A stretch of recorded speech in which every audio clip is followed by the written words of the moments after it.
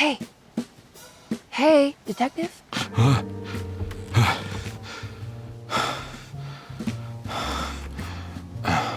What are you doing? Oh, I found some. Great. Was it alcohol? God, no, I just got the wind knocked out of me. I think I know how to break the contract with the Dark Man. What exactly does that mean? Everything going back to normal. All right. I found some more information on Derceto and the patients. There are some seriously strange things going on here. I'm pretty sure 2 of the patients are dead and maybe even the clerk. Oh, yeah. I kind of just gave up on worrying about that. Well, just keep your eyes open, I suppose. What were you doing again? Jeremy made a pact with the Dark Man to keep all the madness locked inside Derceto. All right. I'm gonna break it. I just have to... Where is it? Where's the talisman? It's around your neck? Ah! I worry, Detective. Don't, I'm fine. I worry that you're not much help on this case. At least you're a good distraction. Trust me. You're getting your money's worth.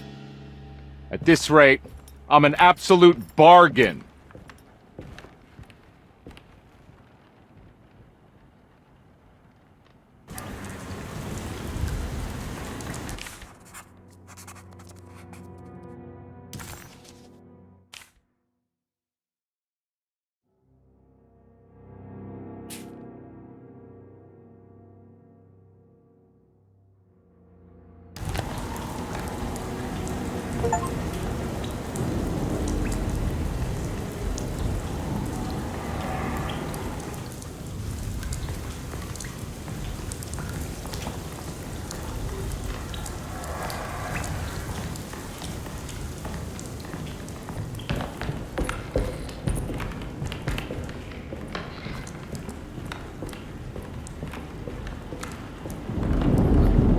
Just what this evening needed. Some ambiance.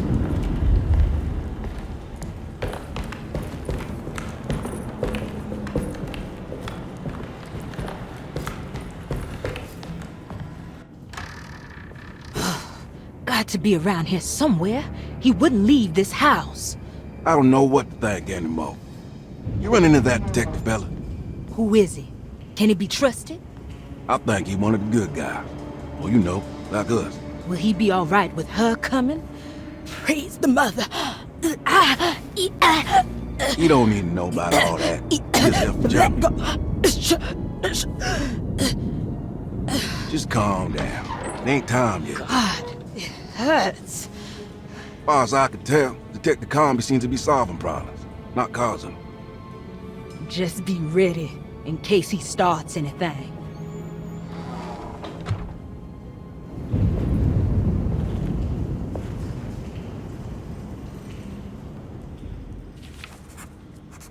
The 2 orderlies still hadn't found Jeremy.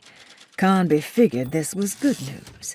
Emily had reminded him about some strange deaths at Derceto, and Carnby wasn't sure who he could trust.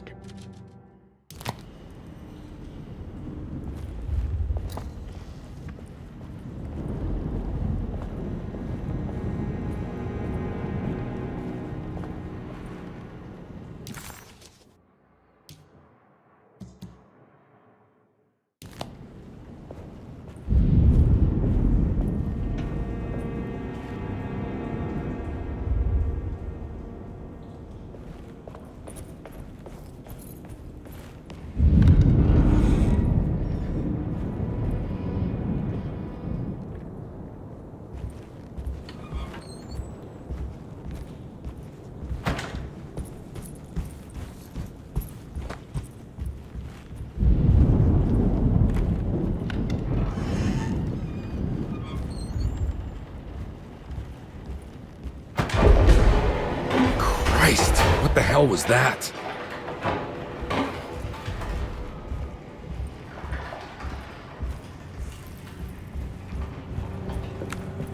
Emily will have to die. We can't let her ruin our plans. I heard him and Emily fighting. We don't have to worry. I don't want to run into the orderlies right now. Who knows his plan? Not sure I can trust them.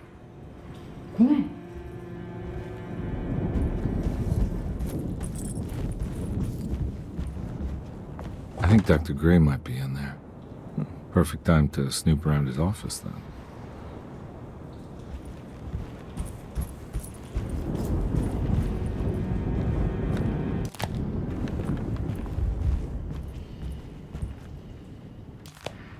It's blocked.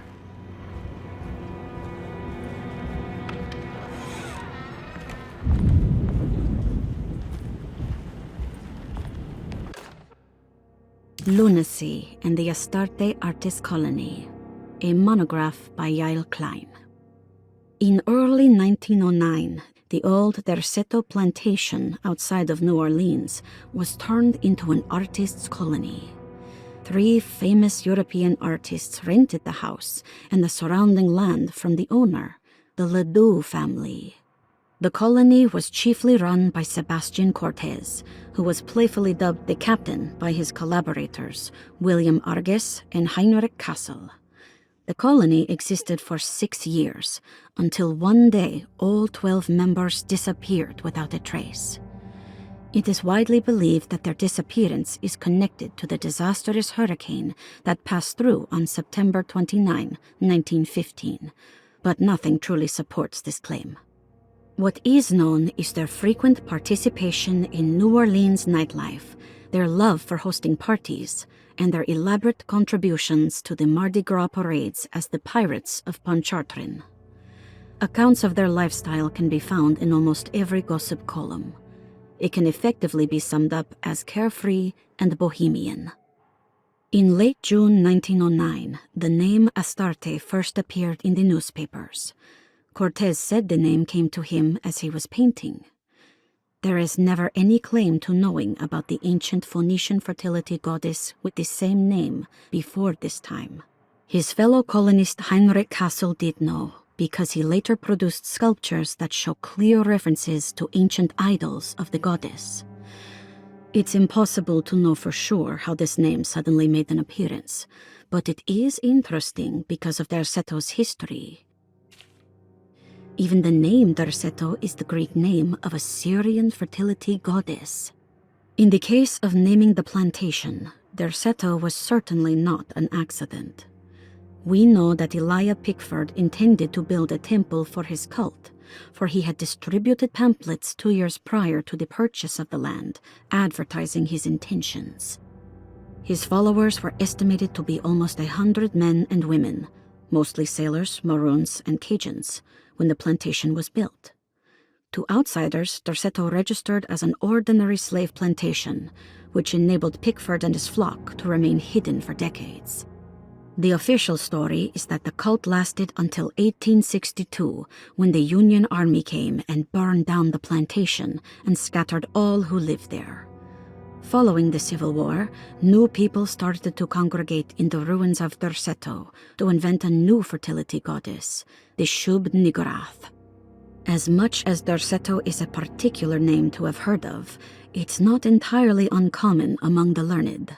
Astarte is equally known and could have been subconsciously chosen by well-read artists. Shub-Niggurath is, on the other hand, very uncommon. Almost impossible that anyone in Louisiana would have heard that name. The name is referenced only in rare books like Unaussprechlichen Kulten and the Necronomicon, and is believed to be a bastardization of Arabic words meaning pertaining to the dark young. The few paragraphs printed on the goddess are so upsetting that no one in their right mind would want to build a religion resting on such qualities. The Shub-Niggurath cult was hard to get rid of, but it is believed that despite the police jailing and killing several cultists over the years, the main culprit in the cult's demise is the cult itself, which seems to line up with every instance of cult activity on Derceto's grounds. When Captain J.W. Norton of the Union Army arrived, he described the people at Derceto as malnourished and maniacal.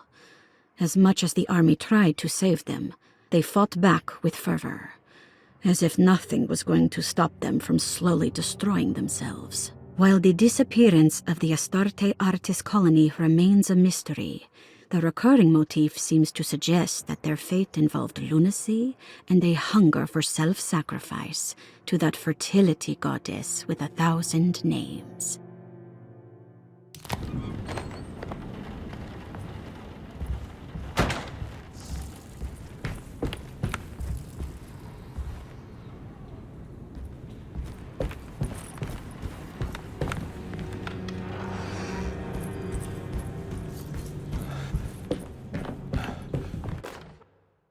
We must have faith that Jeremy's pact with the Dark Man is a bluff.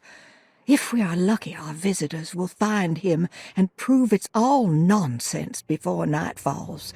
What is true is our attempt to call on her. Too many things have happened for this evening to be in vain. Think of Jack and Cassandra, even Perosi, whose circumstances I can't understand. Grace is a goat without horns. She knows it and will play the role. You must talk to your brother, Baptiste. I worry that he will fail us. Mrs. Thompson.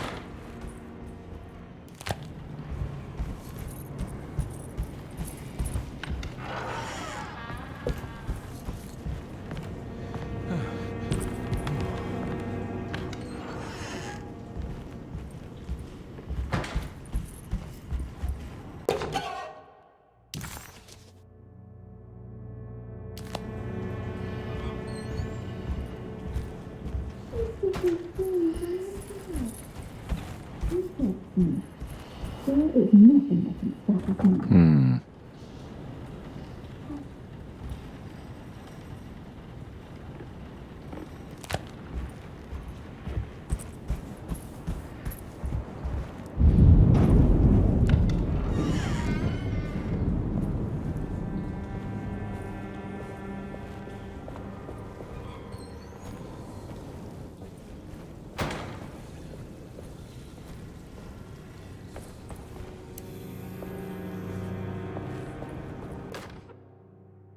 Mrs. Thompson, I understand the last week has been busy.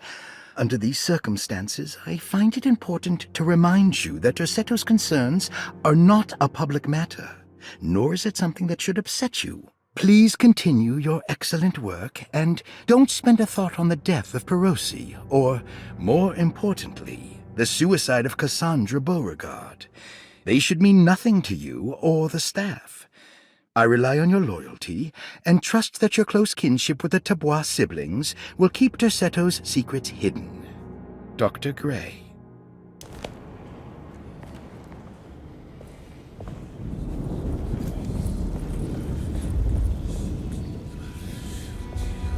The girl you wronged. What is that? You must see this through.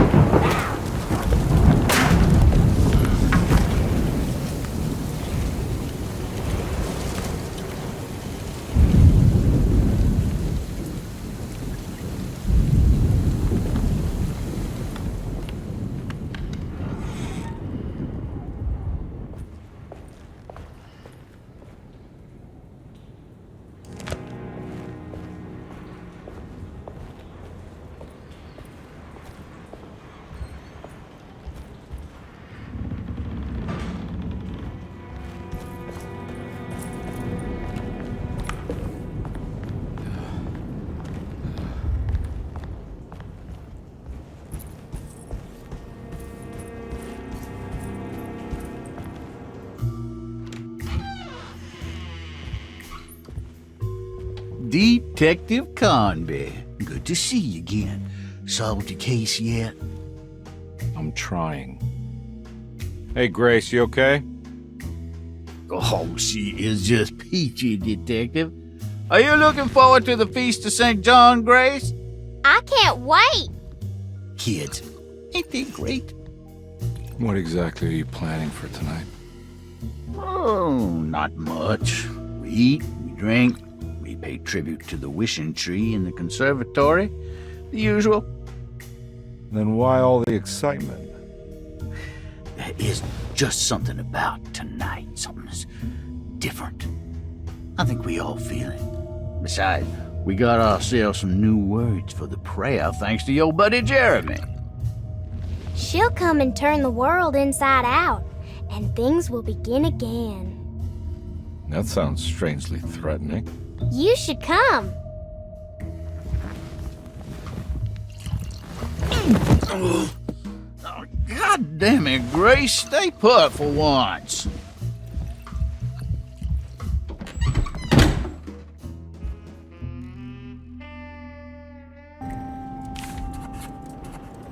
McCarthy was a deadbeat. His mere presence annoyed Carnby. It was like watching the worst version of himself mock him by simply being worthless. While Carnby enjoyed watching the child outplay the drunkard, there was something terrifyingly familiar about Grace. It was taunting him, like he was supposed to remember, but couldn't.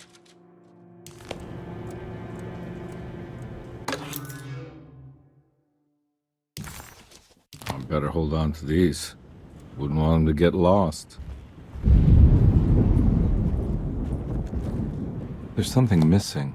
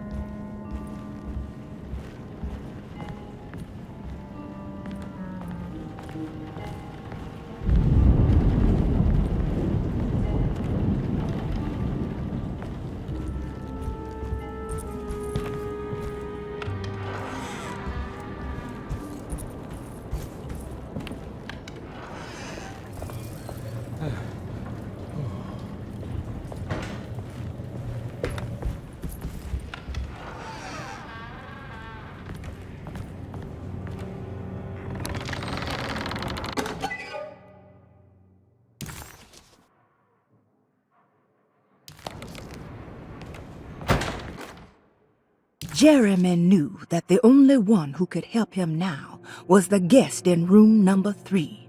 The room seemed to have been empty for so long. But that wasn't allowed to be true. The story needed to be different.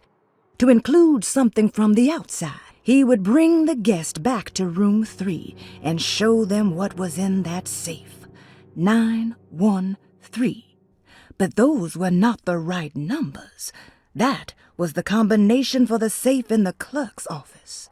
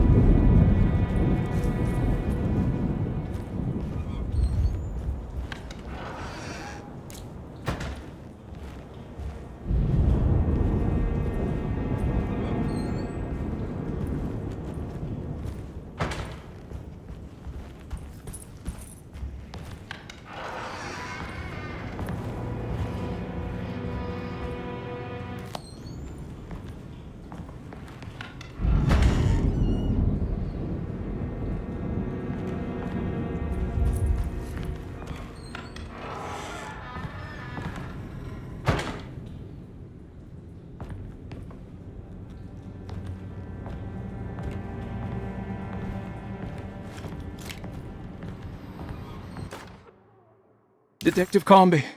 I'm terribly sorry that my niece has pulled you into this mess. Please, with all my blessings, take her away from this cursed place. I have destroyed that eater of worlds and locked it away in the attic and retreated to a place of hiding. Tell Emily I'm safe. Tell her all the lies you can think of to make her listen. Take her back to New Orleans. Sincerely, Jeremy.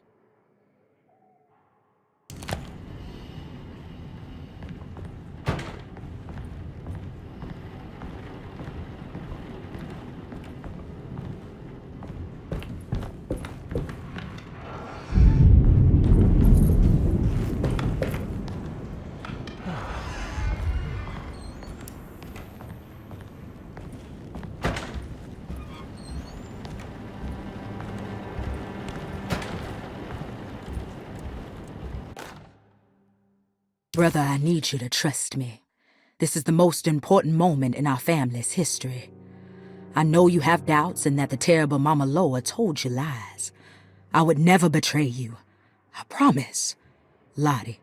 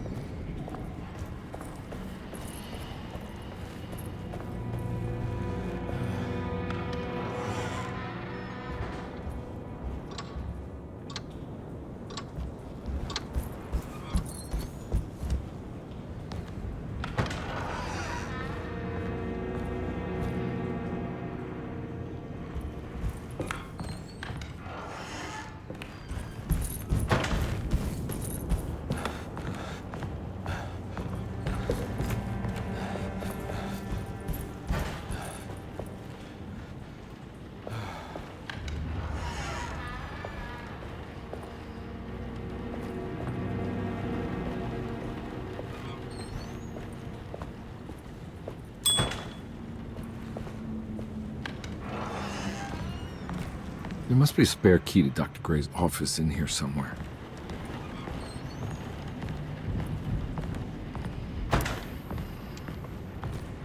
I don't have the combination for this, but maybe Jeremy did.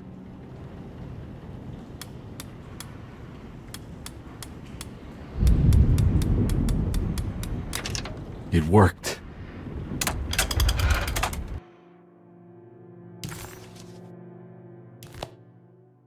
The last guest in the empty room suffered from severe maladaptation.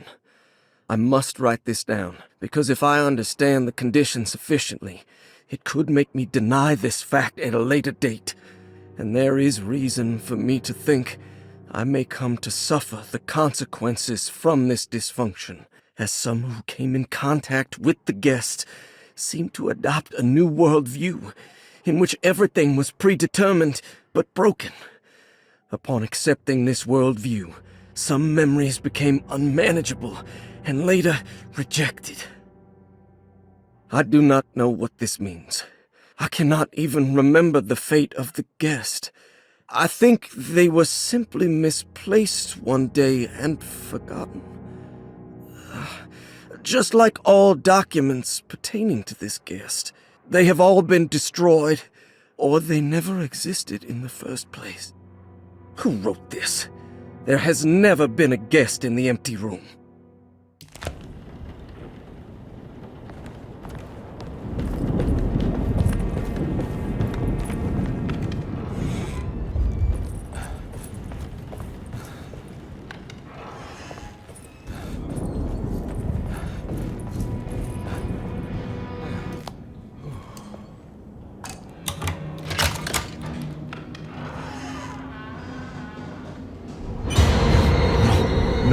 No.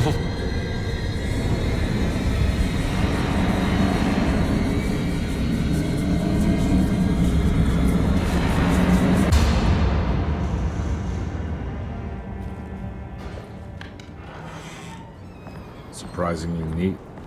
Maybe I've been selling that old barfly short.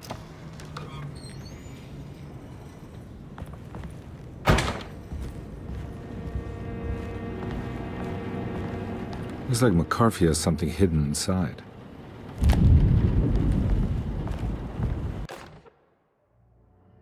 Sometimes I think this place makes me worse. That Derceto might be my grave. A coffin made of ostentatious architecture. A Taj Mahal for the drunken depressed. There's something about Derceto. Something about Dr. Gray. Like we all pretend that we're here to get better, when in fact we are here to be forgotten.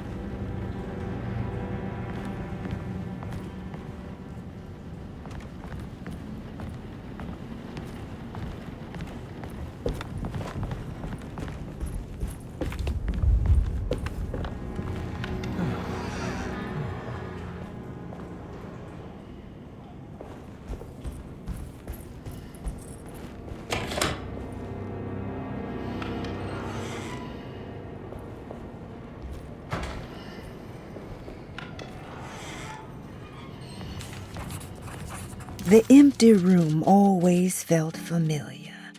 It had a mild fragrance of crushed leaves and wet sand that somehow convinced visitors that they belonged.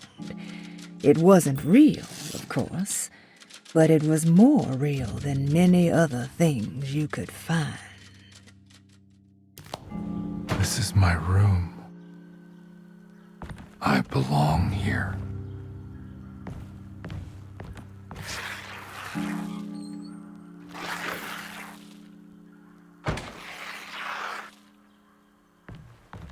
I know that number. Where's that from? I did this. I wrote that.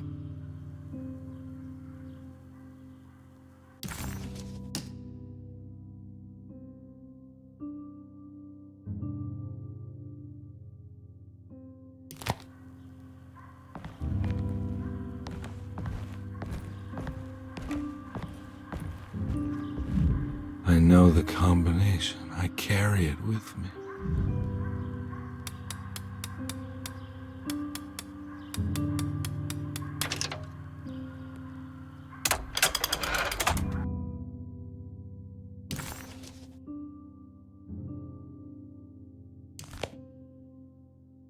Detective, I have made many discoveries in my case. The child we want is safe, thanks to good people like me and you. We're so similar, but you don't see all the things I do. To find your man, Jeremy, you also need to look for the girl. It has always been that way. The young deliver us all. You should have a look in my room. There's a piece of the puzzle you will need. Take care now. My coffee.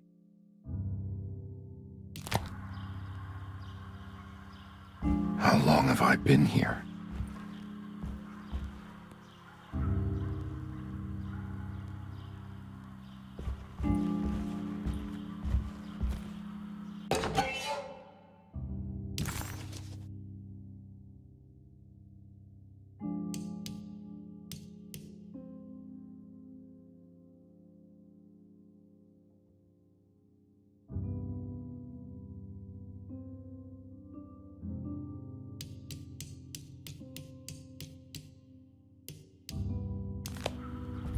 I recognize this view.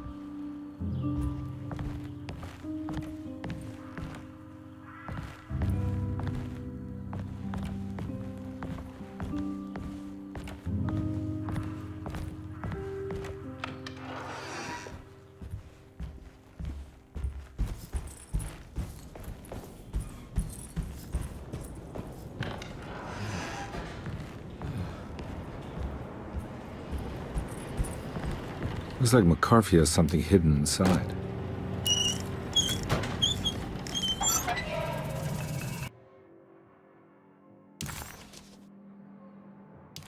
Why would McCarthy lock this up?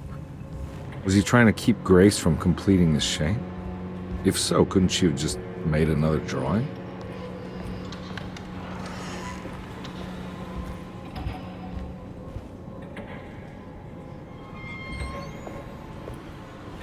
What the hell happened in here?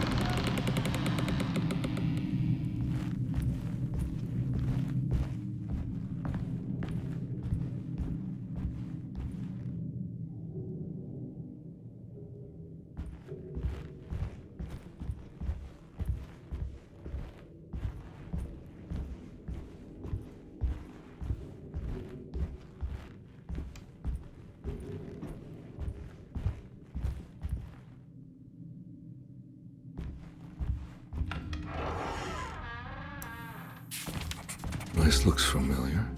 He was back in the French Quarter, his office to be exact, a place Jeremy had certainly never seen. It could only mean that the dark man had reached inside Edward's mind and conjured this place for him to suffer. How am I back at the office? Jeremy's never been here.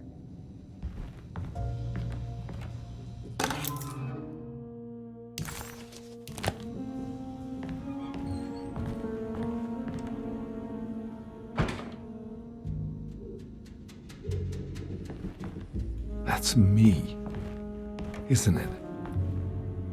How long had it been since I drowned myself in drink and depression? And it all felt so peaceful, slipping away into oblivion. A welcoming, dark voice wrapped around my mind like a heavy blanket.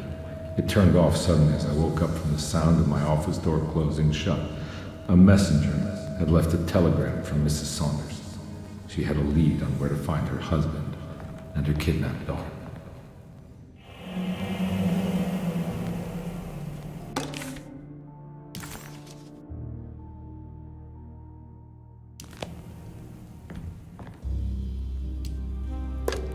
God, I used to drink something.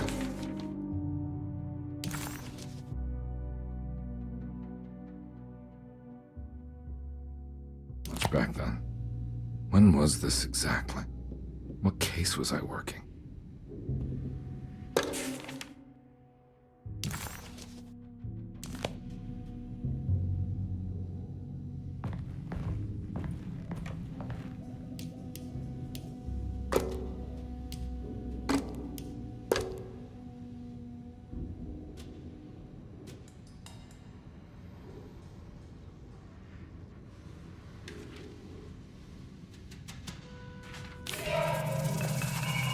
I remember this case. Carnby vaguely remembered the case of the missing child. She was kidnapped by her estranged father. There was some connection to a gallerist named Thornhill, a painting sold to pay for a getaway. Some kid got taken by her father, headed out of state, but he had made a mistake by selling a painting that his wife actually cared about to a collector named Thornhill to fund his venture. That's how I tracked him down. At least I think so.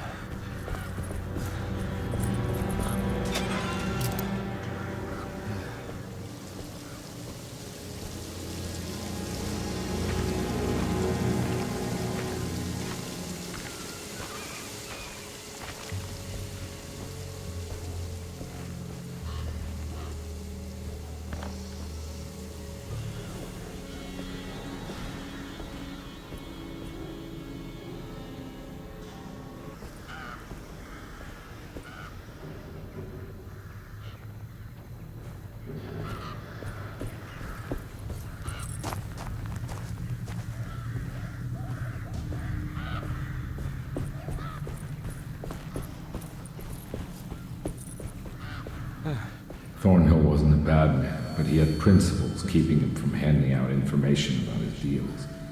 So he needed some convincing.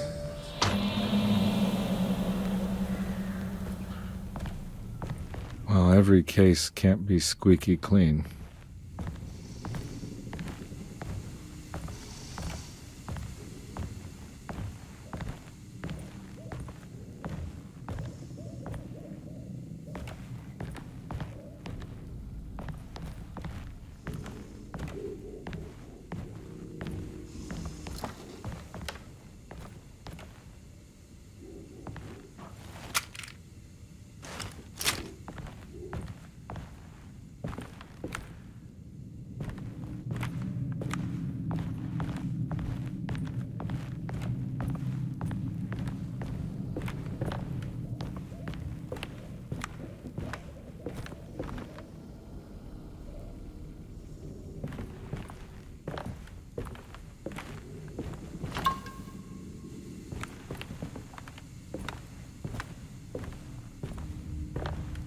Mr. Saunders had sold a valuable painting to Thornhill, hoping the money would carry him to wherever he was going.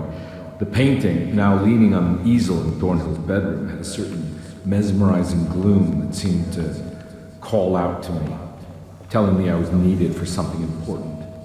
I felt myself falling into the painting, only being brought back by Thornhill, thrusting an address to a Hotel St. George into my hand and asking me to get the hell out.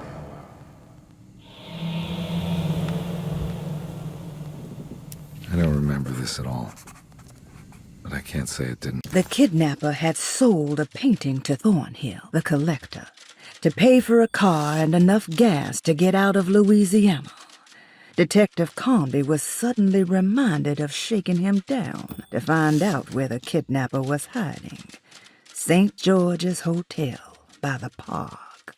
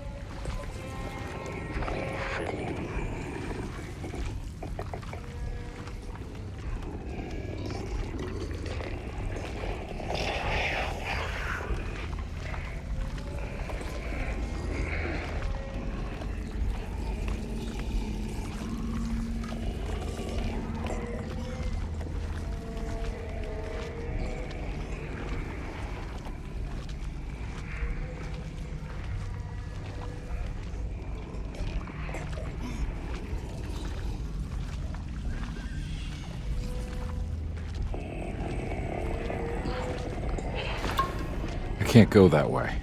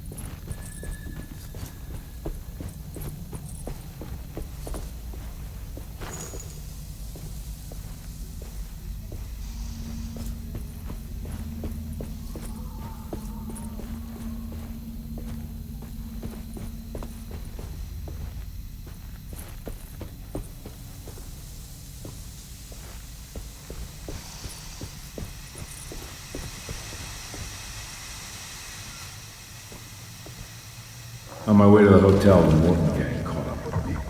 I owed them money, a lot of it. I can't remember what for, probably some dumb gambling debt growing in size for each payment missed. I punched one of them out, and I sent the others packing. It was a stupid move. They'd be back. In greater numbers.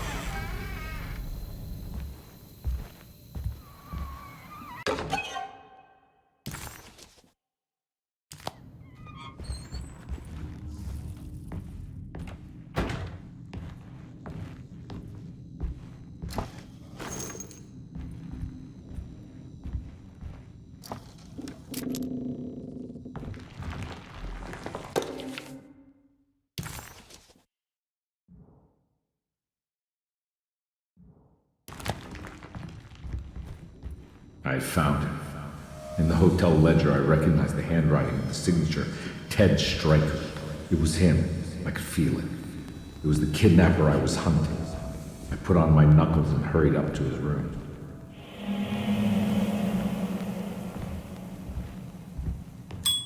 Something about that name, Ted Stryker, rings a bell. Feels vaguely familiar.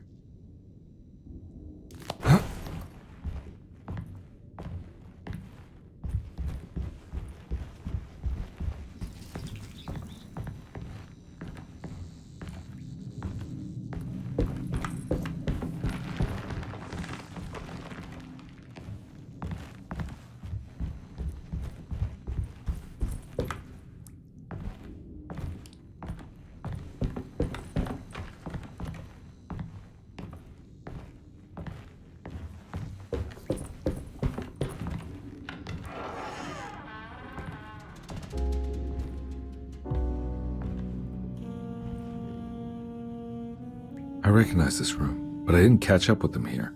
I must have followed them. But where?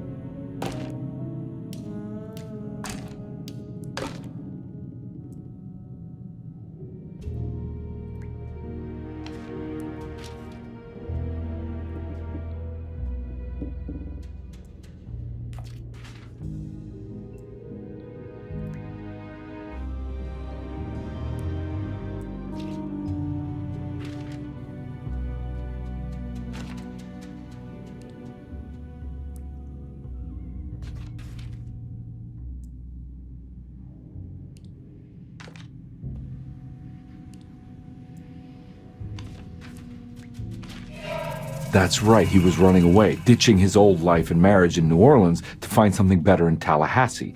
And he took his daughter with him against the will of the mother. That's why she hired me. But I stopped him. I caught up with him at the Pearl River Bridge. Detective Carnby didn't recognize the bridge across Pearl River. It was firmly obfuscated by trauma, events that had left Carnby scarred for life.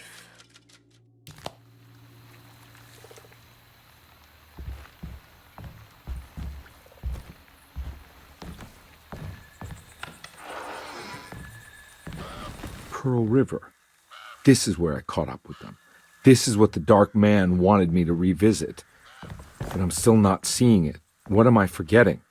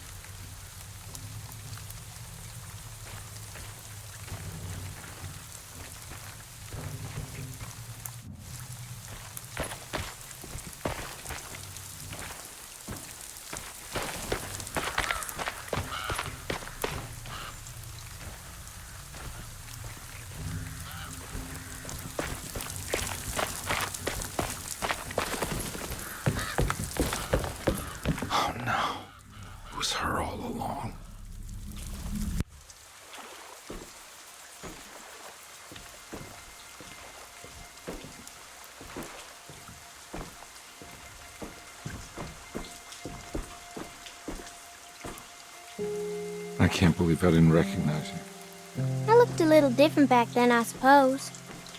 Was any of this real? How do you mean? This day, just... so much is happening. I can't... I think I've lost my head. Do you need me to apologize? I mean... I am sorry. I don't think I need to begin to explain. You're just a kid, Grace. I'm really sorry. I didn't mean for it to happen. Lies. More lies. No, really. I thought I was being a good guy by handing you over to your mother. I didn't know. I couldn't have known that she wouldn't care about you. I don't know how this works. What is this for? Some form of admission of guilt. Maybe acceptance. It's what the Dark Man wants. I guess we just watched my father die again then. You think he's alive? I know he is. He's down there, scared that he won't be able to get out. That he will drown with his daughter again. What are you saying? We gotta save him! We? Do it yourself. I'm down there with him, remember?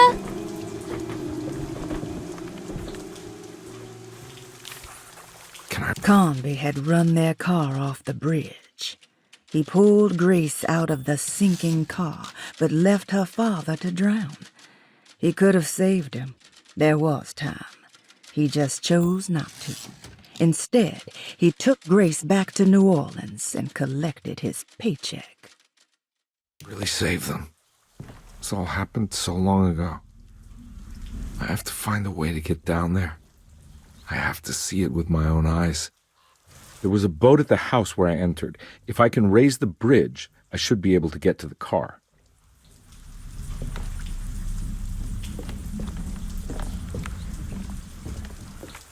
There must be a way to save you both, right? Why else would I be here? Maybe the Dark Man just likes it when you suffer.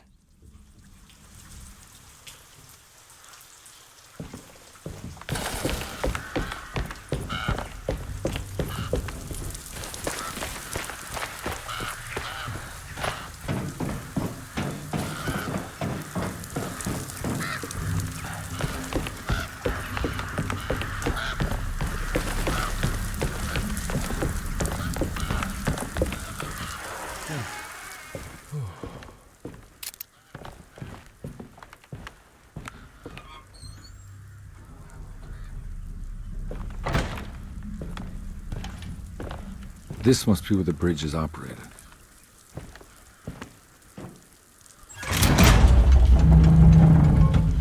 Nothing's happening. It's like something's holding it back.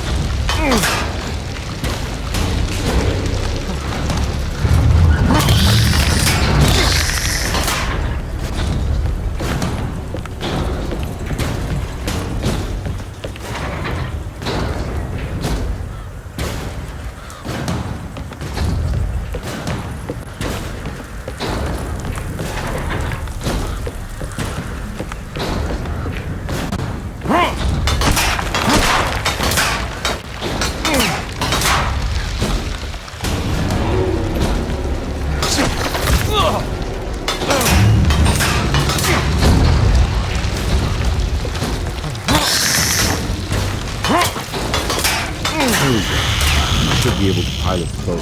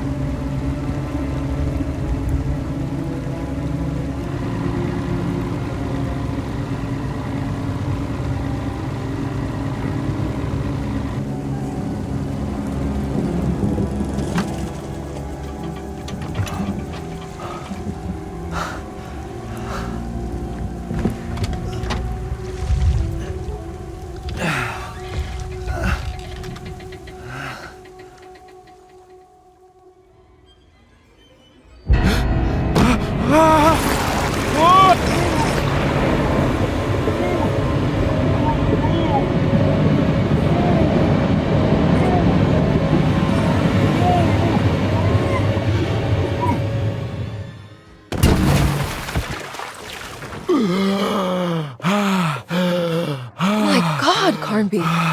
Are you okay? Don't leave me alone. What the hell have you been doing? What's going on here? Look at this mess! I'm sorry, Mrs. Thompson. Don't make me kick you out of this house. Now get out!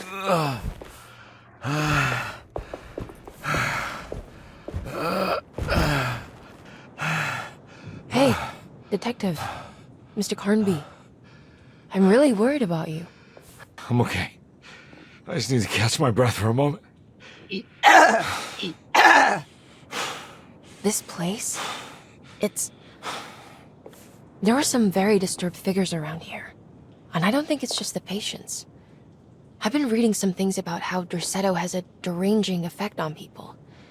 I think it might explain... things. What?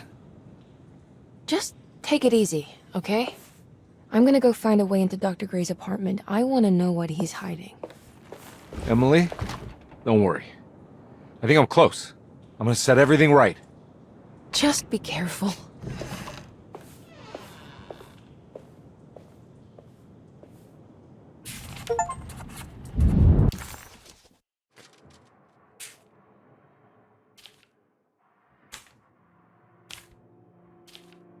The dark man had forced Carnby to face his memories of Grace and her father, how he ran him off the bridge at Pearl River and carried on to steal his child as he was drowning. He then handed Grace off to her mother because that was the job, and you don't question the job. You take the money and get drunk. As Carnby slowly accepted his trauma, he started to wonder why it was his and not Jeremy's.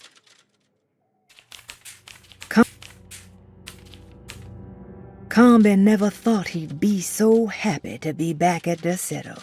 It felt like he had crawled through a long, dark tunnel of misery and regret. Now that he was back, Carnby could look into the steps mentioned in the contract. But there was one thing that gnawed on him. What exactly did this have to do with Dr. Gray?